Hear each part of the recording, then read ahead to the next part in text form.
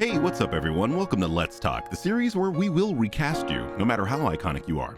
This is your friendly neighborhood Birdman, and today we're talking Wakanda Forever.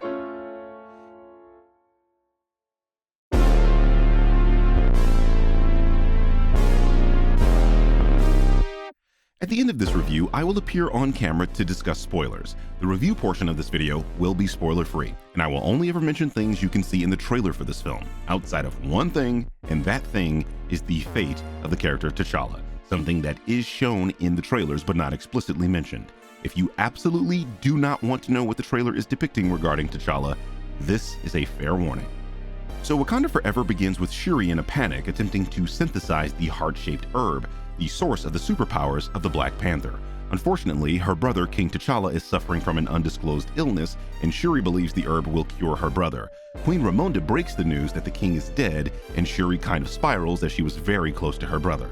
In the following year, the UN applies pressure to Wakanda about their unwillingness to share vibranium with the world and have sent clandestine mercenaries to steal vibranium from Wakandan research and outreach posts. Unsuccessful, the United States government acquires a device created by a prodigy that successfully allows them to track vibranium.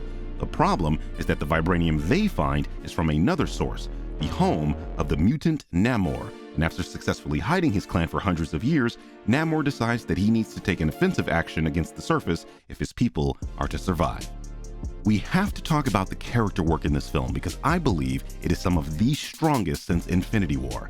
Angela Bassett and Letitia Wright give incredibly strong performances in this film, and Angela in particular delivers lines that reach the depths of your soul. She has to be in consideration for some type of award because she absolutely bodies this role. Personally, I've always loved her work, but she's special in this film. Wright is also pretty damn good in this film. I liked her in the first film, and she's even better here because her character has layers. She goes from fearful to sad to joyful and vengeful effortlessly, and she holds the film together. This ties into the fantastic work Ryan Coogler has done here, given the untimely death of Chadwick Boseman and the rewriting of the film that had to be done, but more on Ryan later. Because of Chad's passing, the series was seemingly without a lead, and I'm happy to say that everyone stepped their game up for Chad, and Boseman would be extremely proud of his co-workers. The film is appropriately named. This is not necessarily a Black Panther film. It is a Wakandan film, and it explores Wakandan art, culture, and the people themselves. You see so much of Wakanda from the ground level, and that's important because Wakanda is explored thoroughly in the comics, where it is considered the most technologically advanced nation on the planet. That is shown here and even mentioned in the film, something I, as a comic book purist, truly appreciate. I mentioned in my trailer reaction for this film that I thought it was weird for them to make Namor a Mesoamerican, and I still kinda do. But after watching, all doubts I had about the mutant were assuaged. I love the reworking of Namor's character. Me, the Birdman, the guy that gets unfairly labeled as being too rigid when it comes to comic book adaptations. My position has long been that as long as they get the soul of the character right, I'm fine, and I thought they did Namor justice. He not only was powerful and a credible threat that seriously upped the stakes, the film positions him in a way where half the people watching will understand him and even say he was right. It's exactly how you do an anti-hero. It's similar to Thanos. The character work makes you understand the villain even if you ultimately disagree with them. Now we gotta talk about the director, Ryan Coogler, and the difficult decisions he had to make when making this film. Ultimately, I still disagree with the direction he took regarding recasting the role of T'Challa. This film has done nothing to move me off that square, and I will still shout into the void that I think recasting was the right choice. Frankly, I find it distasteful to kill off a character because their actor died, because that's like a double whammy for those of us that like the man and those of us that like the character. That being said, I have to applaud this man for what he was able to accomplish. Imagine Sam Raimi losing Tobey Maguire before Spider-Man 2 and somehow making a compelling film with only Kirsten Dunst, Alfred Molina, and Rosemary Harris. No, seriously, take some time and think about that. This is what Ryan was able to do here, and that is no small feat. I'm going to be completely honest with you all. I went into this film expecting to be pissed off. I see what Marvel has put out recently, and it's not all been great. I think it's fair to say that Phase 4 isn't the best phase. I have made multiple videos detailing my disappointment with Marvel and their reluctance to recast T'Challa. We have a movie with a majority Black and female cast, and you know how that can go down a path that nobody wants to talk about. So believe me when I say, my respect for Ryan, this cast, and this movie is real. they have won me over, and I'm done talking about my qualms. The only real negatives of this film are Riri Williams and the somewhat lackluster climax. Honestly, I don't understand why Ironheart was in this movie. I'm assuming they felt they should introduce another black character in the premiere black film, but she was entirely replaceable from a logistics standpoint. Like, you could have replaced Riri Williams with Miles Morales, introduce him so that we have the Black Spider-Man, and nothing would have changed. It doesn't help that she doesn't even have many scenes. Honestly, she reminded me of Cassandra Cain, and I'm doing air quotes that you guys can't see, in Birds of Prey, in that she was essentially a human MacGuffin. That isn't to say that I didn't think the actress was fine, it's just that when you make movies, you should make every element that's shown on screen irreplaceable and integral to the story being told. Watching this movie, her actions could have been done by any number of already introduced characters. Ultimately, I think Ironheart is pointless fluff that could have been shed. And the climax of the film is alright, but there wasn't the oomph I was expecting from the third act in a Marvel or even a superhero film at this point. They didn't exactly limp to the finish line, but after Infinity War, Endgame, Spider-Man, and even Shang-Chi, the end fight wasn't exactly the blood-pumping experience I was expecting.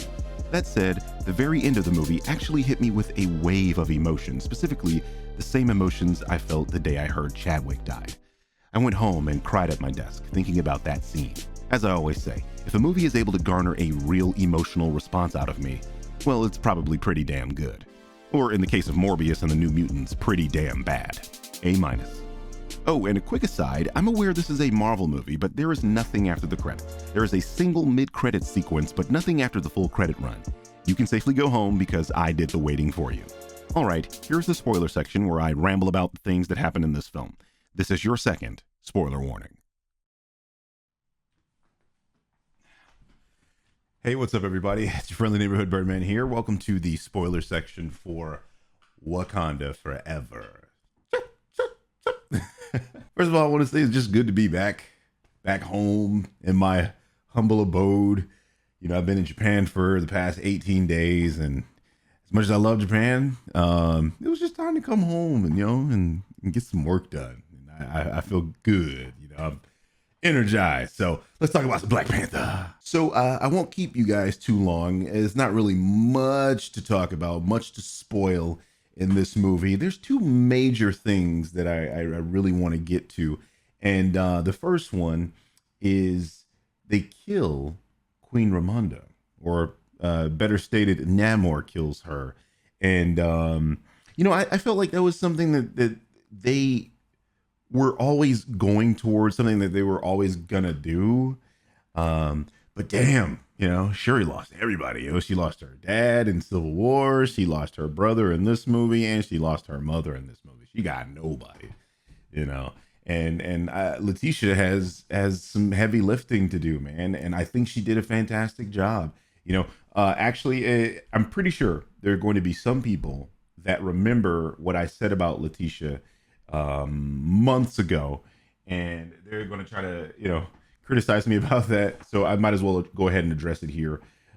Previously I had stated that Letitia should have been recast. Now, what I was talking about was the fact that she was holding up production on this film. This film actually could have been out sooner, if I'm not mistaken. I might be mistaken about that, but to my knowledge, the film could have been out sooner, but she was holding up production because she wouldn't get the vaccine. I'm totally fine with somebody going, hey, I don't want the vaccine. And in that case, go ahead and just recast the character. It's not a big deal. I like Letitia Wright. I've loved her since Black Mirror, so I have nothing against her personally.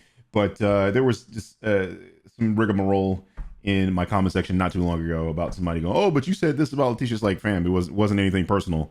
It was literally, she's holding up production on a film about a character that I fucking love. This is my guy, y'all. I love Black Panther. That out of the way, I thought Letitia was great in this movie. She lost all her family members, and she had to just bring that emotion. And I thought she did a great job. And just killing off Queen Ramonda, man, that kind of sucks, because it's like, I love her in this movie and I want more of her, but now she's gone. So no more Angela Bassett. Y'all know I love Angela Bassett. I talk about her all the fucking time. I love Angela. So 2 thumbs up for Angela, but I want to do a 1 thumbs up, 1 thumb down for the fact that they killed her off. God damn it. Damn. The other thing that I wanted to talk about was T'Challa 2. I think that's what they're going to call him. The son of T'Challa and Nakia. Weird for me for a lot of reasons. Okay, because first of all, in the comic books, he does have children. None of them are named T'Challa Jr. or T'Challa 2. But the thing is, he has a kid with Storm. And this is part of the reason why I needed them to recast the character, because like the X-Men are about to come in, and now you're gonna have Storm and not have her romance with T'Challa. So Nakia kind of stands in for Storm, and that's fine because Lupita, she's great. I thought she was great in this movie. I didn't mention her in my review, but yeah, I liked her too. I liked her a lot. When she shows up, she brings like a warmth and a comfort to the film. Like, how you might be in a precarious situation in your real life, and you have those people that are there for you in real life that are just like your rock. Like when they show up, everything feels like it's gonna be okay. That's how Nakia was for me in this film. She shows up, I'm like, God damn it, I didn't know I missed her. I didn't even know. So it's cool that she is, the mother of T'Challa's child. I just kind of wish it was Storm. It would be dope if like they turned Nakia into Storm. I don't know. That would be a lot, a lot of reworking. Oh, she's technically a mutant and she just develops these storm powers. That would be dumb. Don't do that. Don't listen to me. But yeah, man, T'Challa 2. Gosh, I really don't know what to say about that. I have a lot of feelings. They're obviously mixed, because I thought that the best route would be just go ahead and recast the character so that we can continue with T'Challa. Or some people were mentioning in my comment section that we might be able to do the multiverse and bring over another T'Challa. But the way Marvel is doing it is they have a kid named T'Challa that still exists in the MCU, and that should sate the people like me who have been arguing for forever that they need to recast the character. And it's weird because he's like a little kid. He's not even like a teenager. And, obviously that wouldn't make sense, but he's a kid though. So if they're trying to use him as T'Challa in the future and maybe make him Black Panther in the future, they got some aging up to do, yo. Now we have Quantumania coming out with Kang and Ant-Man, and we all know I predicted this. Okay, you can look it up. I predicted that Ant-Man was going to be the one that figures the situation out in Infinity War with like the time vortexes and stuff. I called that years ago. So I'm not saying I'm making another prediction, but it's entirely possible that they use whatever happens in Quantumania to age up baby T'Challa. That could be a thing. I don't know for sure. I'm like super iffy on that, but I have so many thoughts and theories that like none of them are feasible. So yeah, the T'Challa 2 thing is kind of weird. But hey, they did something, and Ryan was put in a tough position, and I hate to say it like that. It sounds like I'm being insensitive to Chadwick. Chadwick was in the toughest fucking position, right? He's the one dealing with cancer silently and strong and stoic, doing all this work, and he's fucking dying. You know what I mean? But just Ryan was put in a spot where he had to make some changes and do things on the fly, and he's dealing with his pain and loss and hurt, and I understand that. So it's fine. I'm interested to see where it leads, where it goes. But yeah, T'Challa 2 is I'm a little mixed. Oh, one last thing. I don't know if you guys caught this because it was like sped through very quickly in the movie. But Man-Ape is going to be the king of Wakanda. Now, it might have just been me that didn't think about that when I walked out of the theater. But like thinking about it now, he's going to be the king. Remember? Because Shuri decides to go to Haiti and live with Nakia, or at least maybe hang out for a while. And he gets off the ship and is like, I'm here to challenge. And like for some reason it didn't hit me. Like, why is Man Ape here and not Shuri? Because some people are probably gonna have a problem with this. Like I can just see CinemaSins right now. I can just see it in my head. He's gonna be like, how could Shuri be the queen when she would have had to fight for it, like in the first movie? And that was that ending scene with Man Ape saying, "I'm going to challenge for the throne." That was them tying up those loose ends, and that was him doing that. And I don't really see anybody challenging that dude. So he's gonna be the king of Wakanda. And they synthesize more heart-shaped herbs. So what if he becomes the new Black Panther? Like there's just so much here. It's dense, and then like they don't really give you too much to latch on to. So yeah, like those are my spoiler thoughts. It's not really much to sink your teeth into, but oh, very, very good movie. I liked it a lot. I recommend you go see it. It's very powerful. It's a powerful film. You're gonna be in your emotions if you were emotionally attached to any of these characters, especially the Queen, Chadwick. They give such a, oh my God, a touching tribute to him. I loved it. Oh, I was in my feelings. I'm not even gonna lie to you. I loved that. And then they did the only Chadwick Marvel flipbook intro that was amazing. It's just I love the stuff that they did for the man, and I appreciate Ryan for just doing what he's done for that guy, because we love that guy. So anyway, those were my spoilerific thoughts. Again, not very much, but let me know what you guys think in the comment section below. And if you are going to if you're going to talk about spoilers, please make sure that you label your comment as a spoiler so that people who do not care to be spoiled don't have to be spoiled.